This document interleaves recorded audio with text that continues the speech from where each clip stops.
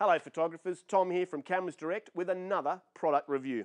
Today we're going to have a look at the relatively new Canon 10-18 EFS f4.5 to 5.6 IS STM wide angle zoom. So, what a wonderful little lens they've released here. Wide angle lenses normally, especially wide angle zooms, are very expensive to purchase. But Canon has realised that and introduced this wonderful little 10-18 for crop censored Canon DSLRs. It is an EFS lens, which means for crop sensor, so it won't go on full frame, but ultra wide to wide angle zoom that is affordable. It is about half the price of its more expensive 10-22 brother, and even cheaper than the Tamron and Sigma options. So how do they do it? Well, build quality. Instead of being a metal build quality with a metal mount, yes, they have dropped back to a plastic mount with more plastics in the actual construction of the lens. But you know what?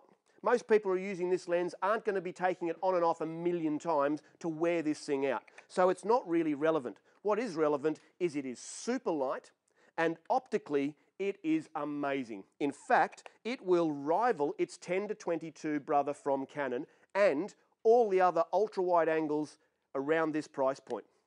It does, though, have one massive advantage. This is an IS lens, so that means it has a built-in optical image stabilizer.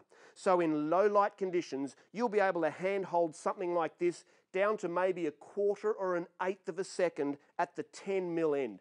That's astounding. That means no lugging a tripod around and getting sharper photos in general in low light situations without putting the camera down or using a tripod. So that's a huge plus. Other advantage, it is an STM lens. Canon make a range of lenses now that are called STM, which stands for stepper motor. It is more relevant to the videoing side with your 700Ds and 70Ds, where as you video, you won't be able to hear the lens focusing. It's very fast and quiet. So that's a big advantage as well.